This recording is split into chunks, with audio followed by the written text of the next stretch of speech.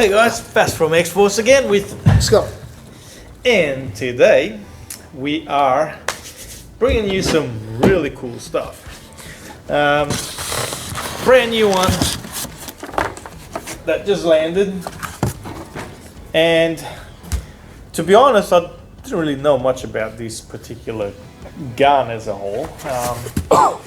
You keep hearing about the MP40, Tommy's, M4A, M1A1s,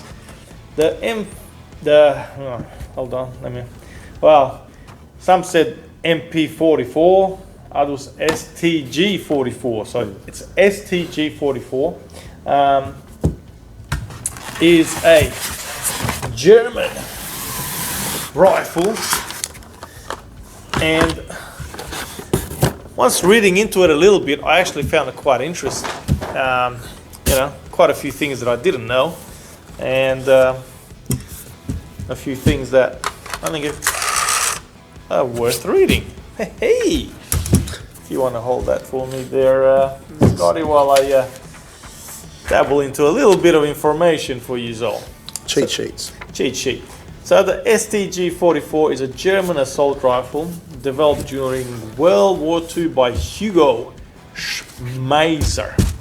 It is also known by its early designations as the MP43 and MP44. The STG44 is an improvement of an earlier design. I'm not even going to bother reading that. That name is way long. Oh, that's 42. Something M42. Machine carabiner. The STG44 was the first successful assault rifle which features including an intermediate cartridge, controllable automatic fire, a more compact design, I don't know about that, then a battle rifle with higher rate of fire and being designed primarily for hitting targets within a few hundred meters. Other rifles at the time were designed to hit targets at over 2,000 meters. Of course, like your M1 and 98Ks, they were more kind of a long ass rifle. Yeah. Hunting rifle, pretty much. Yeah. But this was found to be excess of the range of which most enemy engagements actually took place.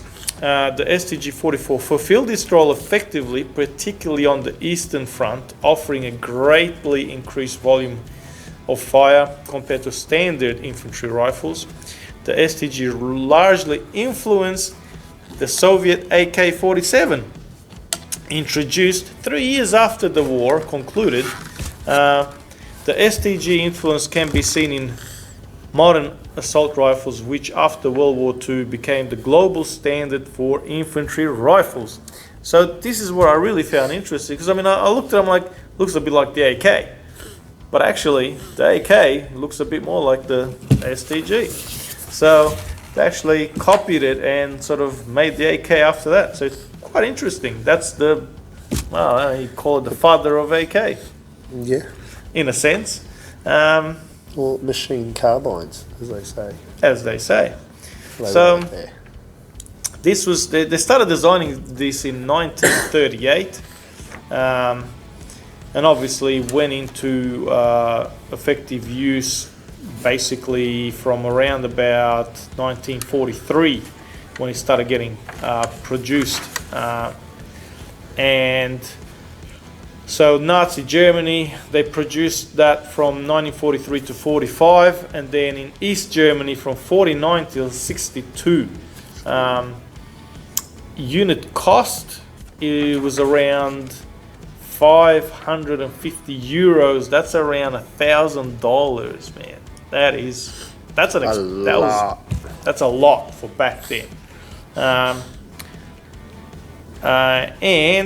Actually current equivalent, 70 RM. Well, that's not bad if you think about it.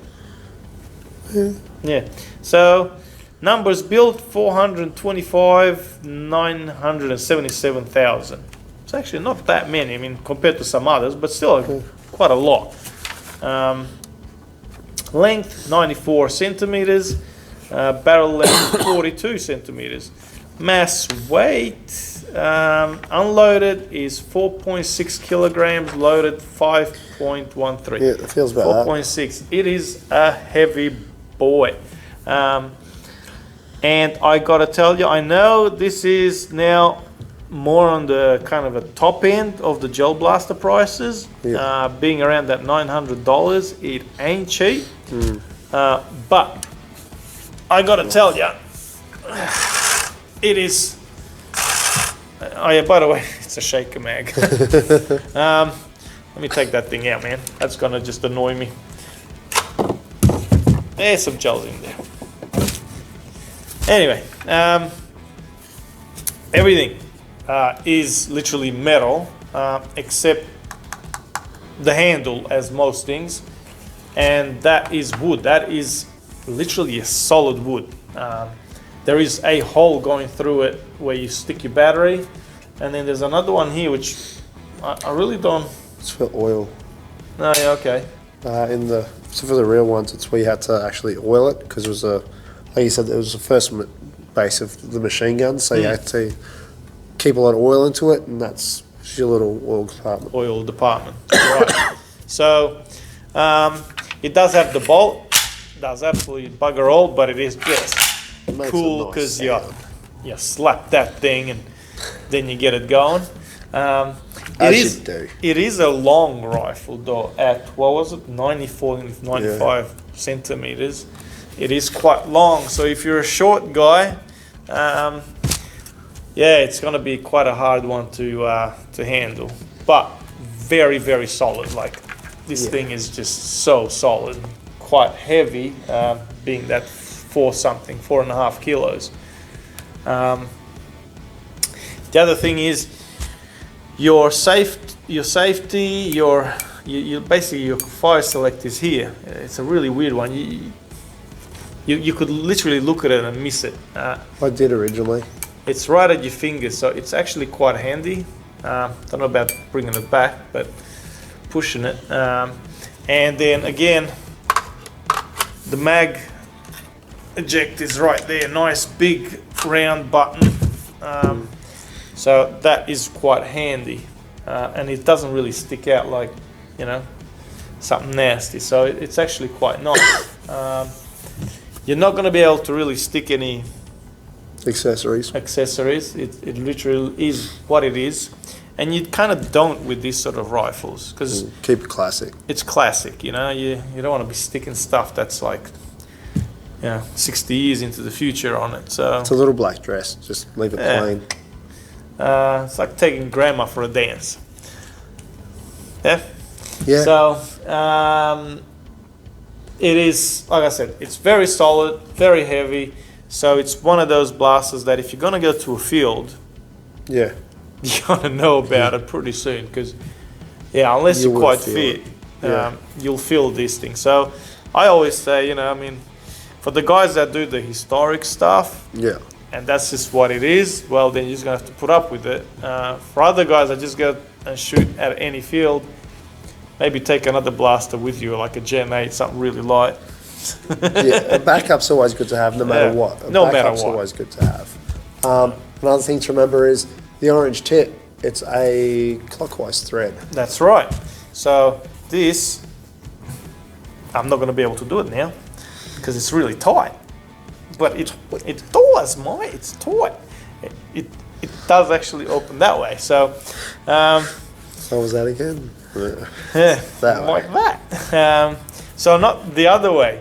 So like everything else that we got on the market at the moment, it's anti-clockwise. This thing is clockwise, so you can't use none of the hop-ups, none of the suppressors, no tracer units, literally nothing, because of that. And where's the barrel? The barrel is about there. It ends about there, so it doesn't come out. You won't be able to really put a hop-up on it. You really need to get a slim line, just stick it down the spout.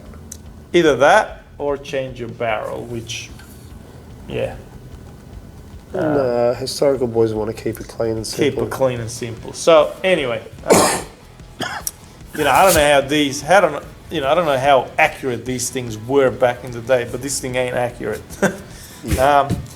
Now it shoots quite well out of the box at around 340, if not more even, 330, 340 we found. I've had even higher numbers, much higher actually. Yeah, a lot higher than that. But we'll see about that. Now, getting to the battery. So I think I've covered everything else. Adjustable sight, kind of old school, but cool. Now, getting to the battery. You can really see the more you look at it, that inspiration from where the AK came. Yep. Pin. Pull it out. Off comes the stock. I know some of these stocks, they're literally held on into there by two screws that are literally driven into the wood. Those screws were not the best in some. I know I did grab one where it was very loose. This one's slightly. You can just get some bigger screws and drive them in there. Don't try and tighten these ones because you could basically rip up the thread into the wood there, and then just get some longer ones and try and maybe drive them in, and maybe even glue this onto the stock because it's not glued on. So that's probably my only bit of advice I can give you. Battery. It is a 8.4 1100 milliamp. So 8.4 being a very airsofty battery. 7.4, 8.4 is what they run. Well, it's made by a pure airsoft manufacturer who just started doing stuff like that. AGM is, we've never really heard of them because it's literally the first gel blaster they've done. So give them some time. The other thing is they only come with that mini Tamiya plug, so you can't really use any of your balance chargers that have the 4-pin or 3-pin. So unless you have an adapter made, it does come with that wall charger. They'll be okay, but plenty of space in there. Like, I mean, if you can put that in there, at least it's an Aussie plug. Yeah, you can literally stick any battery in this thing. So, and you can probably stick a Titan in there. That's about the size. Yeah. So that's an 11-volt Titan though. So yeah, these are only really rated for the. And at the back there, and I can feel it, but it's like padded or springy. Like it's actually got a bit of a spring in there. So cushion for the pushing. Yeah. So plug that in, and then tuck it away. Tuck it away best you can. I'm not good at tucking stuff away, so it's not the best I can, but I'll do my best to not mess it up too much. Where's that pin? I knew you'd lose it, so I thought I'd hold it. Yeah, alright, thanks, man. Yeah. I'm here for you. I know. There you go. And it is a really nice sound. Yeah. I don't know how well because I don't watch any of these back, I don't know how well the camera system will actually pick it up. It is a really, really crisp sound. Single.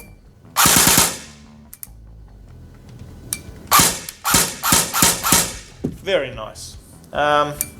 So that's pretty much it. I don't know if you can think of anything else. I'll go down to mag a little bit. So magazine is a shaker style mag, so you don't have the actual terminals up here.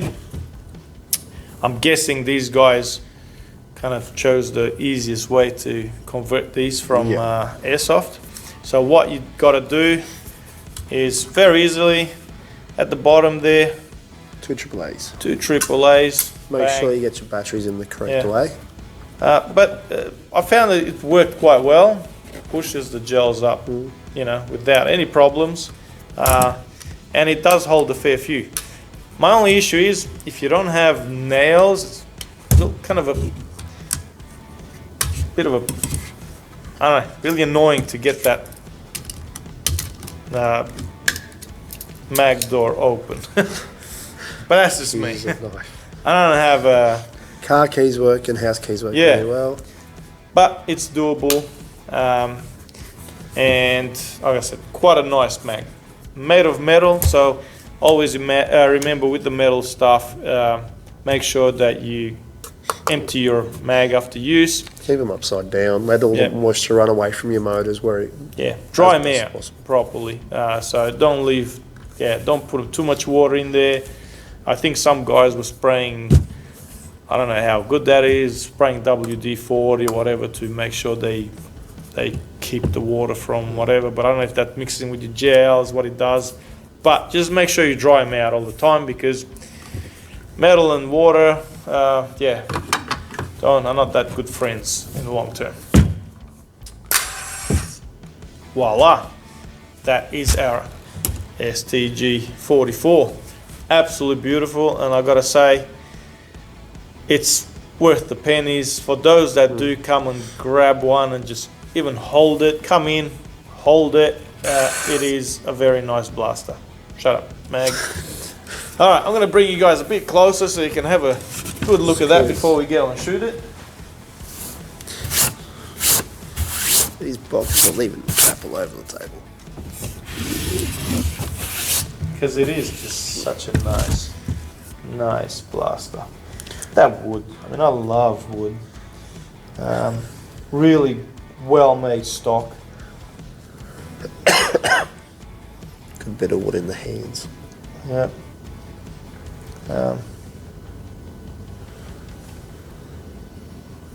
For those that love their World War II guns, I know we had quite a lot of people constantly asking us for World War II guns. Yeah.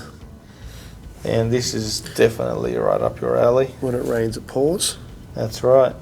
I'll flip it over. It's prettier on the other side. Yeah, huh? Oh, shit. Well, there's that mag. There's that beautiful stock.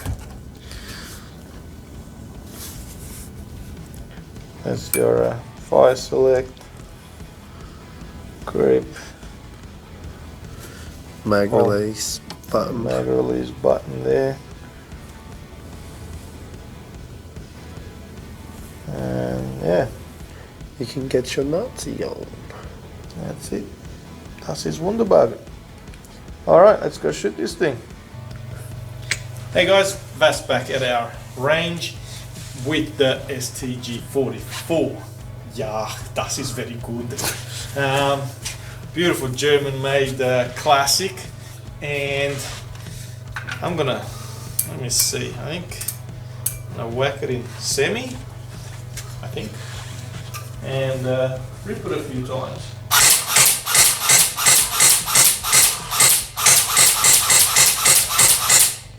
Oh yeah, couple of auto bursts. I'm gonna stop because the battery's going out. And it's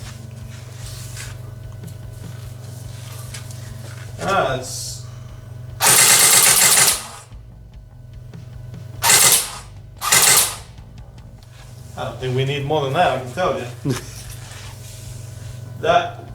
These are some of the best numbers you would see out of an automatic rifle yet.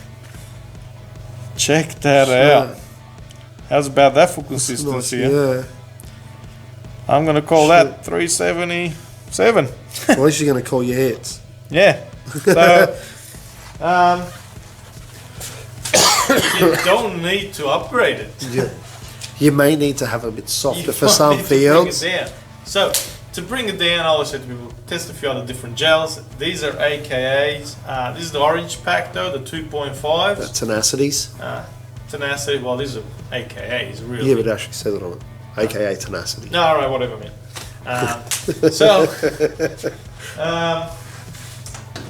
Awesome bit of kit. Yep, that's that shaker mag. So, like I said, it is definitely up there in price, but you're getting Thumper. These things are, thumper. You want to upgrade it, people pay good money for upgraded blasters. Hello. this is, you know, that's his Wunderbargain. It is, bam, 380, 370 something, 380. This is, you know, definitely thumb. They're going to be calling their hits. You know, at that sort of FPS though, don't expect the accuracy is ain't going to be great. But a beautiful gun. I mean, They will call their hits. I love wood, and metal's always nice to feel, but it is heavy. Let me tell you, I'm just holding it there for 2 minutes already. I'm feeling it. I'd hate to be that guy running with this thing for about 2.5, 3 hours. Anyway, guys, come in even, check it out in shop, hold it, shoot it. You're gonna love it. Thanks for watching, guys. Hopefully that helps. Remember, stop and think. Put that guy in a bag. We got plenty of them hanging right here. Our X-Force bags are one of the longer ones, so they will fit it too. It'll fit right in there. And let's keep this hobby going. Thank you very much for watching. I'll see you guys next time.